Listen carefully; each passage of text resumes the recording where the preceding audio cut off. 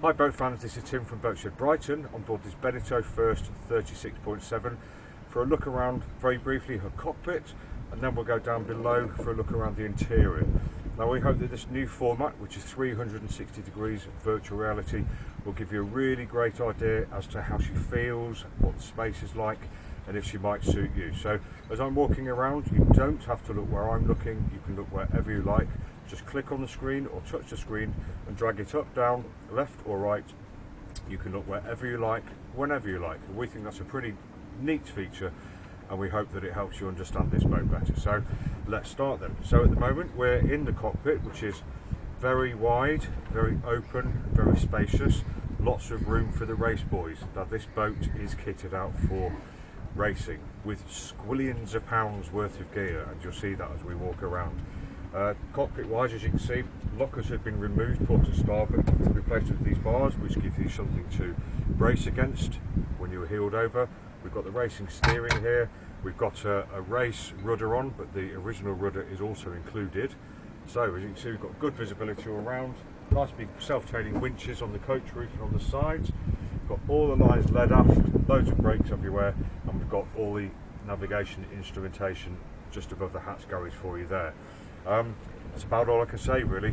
Really light, spacious area to throw yourself about a bit. The only other thing to point out is we've got the engine instrumentation and the engine start-stop underneath there. So all good. Now before the light completely fails, because it is late, I'm going to take you down below for a look. So down the companionway, plenty of room, nice and wide, so you can run up and down there to a heart's content. And I won't open it up, but we do have good engine access here through the one-piece DRP construction, and we'll start off in the starboard aft corner and work our way around the boat to port aft. And as you can see in the starboard aft cabin, I can't take you in because it's so full of all those squillions of pounds worth of sails that I mentioned earlier on. We're literally piled high with stuff in there, and we're piled high with stuff in there too. So if you can see, there's sail after sail after sail, horseshoe buoy, etc, etc. But it is a standard Beneteau First 36.7 cabin, plenty of room in there for two over a weekend, etc. But sorry, I can't take you in there today. You, as a camera, you're sitting on the chart table. As you probably can't see, here we've got the a seat for the navigator with stowage beneath. Behind me, we've got this flag locker style unit here for all your bits and pieces, your shackles, your flags, your extra pair of gloves, or whatever it is you want to place in there, which is very, very handy.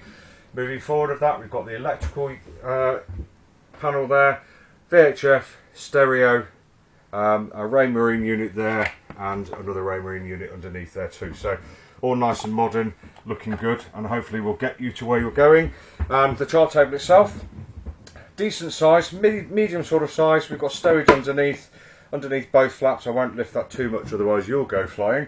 But yeah, this I'll say this chart table feels connected with the rest of the boat. We're not stuck in a corner, so we've got easy shout out there to the helm and to the crew, and we've got easy shout out to the guy in the galley who's making the cup of tea, which is just as important, right everybody?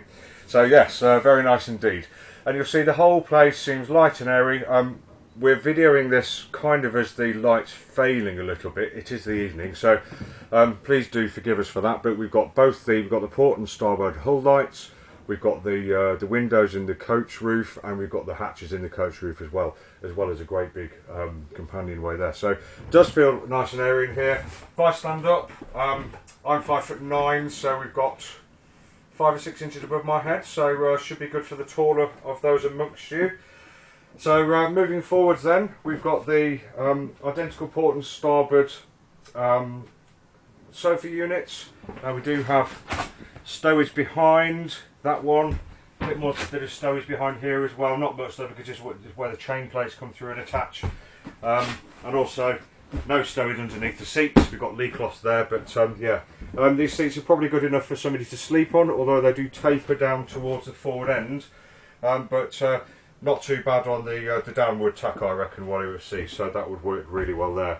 We've got a stowage shelf here, lots of cupboards behind for all your bits and pieces, and a shelf above as well. So yeah, plenty of stowage down here, good and easy access to the bilge, and as you can see, the saloon table has been taken away just to allow the racing boys to do what they need to do down here, but there is a saloon table included. Very nice indeed. And as I came down, I noticed as well we've got a good handhold, so while you're at sea and you're going up and down and up and down, good strong handholds here. We've got fiddled ends to the chart table and the galley here, and then again we've got handles on the starboard side and the port side. Also something to grab onto here, and obviously the bottom of the, or just above the chain plates here. So yeah, lots to grab hold of, feels nice and safe, although it does feel nice and open in here. So yeah, very good design, no wonder they're popular. So I'm going to move you forwards now into the forward cabin. I'll just plonk you on the berth there. As you can see, fairly standard sized berth, enough for 2 adults to kit down in here in relative comfort. We've got the hatch above, and we've got the shelving unit either side. Again, you know, it could be used as a handhold, etc. And we've also got the wardrobe unit to the starboard side here. If I close the door, that gives me a little bit of changing space here. So yeah, compact bijou, much as you would expect on a boat of this size. And now I'll just walk you back into the saloon, and I'll take you round the mast and open the door to the head. I won't take you in there for too long, but as you can see, nice and compact. We've got a head unit there. We've got the shower drain sump in the bottom and the shower drain attachment just next to the sink there. So does what it says on the tin. It's a head and it's a shower compartment. Very nice. So let's go over to the galley, and I'll just place you there so that you've got a good view. As you may be able to see, I put you on the lid to the fridge. And just inboard of that we've got the twin sink unit, very nice. We've got stowage underneath, and we've also got what looks pretty much like an unused cooker to me. It's got 2 rings and a cooker unit underneath, very nice and shiny. I think it's probably only been used for cups of tea, everybody, but that's about it. But don't take my word for it, come and have a look for yourself. And as previously mentioned, the billions of pounds worth of sales, the other half resides in this cabin. I'm not even going to try and get in there, everybody, but it's full of sales and safety equipment, and that's what this boat's all about. She's about going places fast. But if you fancy a family cruiser, this one could have your name all over it too, because they are popular in both guises. So let's pop you back over here. We'll just wrap up this boat. So she's a Beneteau first, 36.7, very popular models. They're quick boats. This boat's even quicker because of all the sails that come with her and the special rudder. She's got all the equipment that you would need for racing. She's also got, I think, all the equipment you would need for cruising. So if you wanted to buy her, cruise her, and perhaps move the sails on yourself, that might be an option too. But other than that, she is a pleasant place to be, light and airy, plenty of room. I would say the upholstery needs it does need a really, really good clean, or it may even need replacing if you really wanted to lift the place up.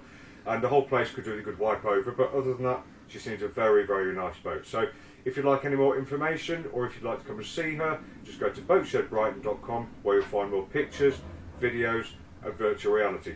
Thank you for watching, and enjoy the rest of your day.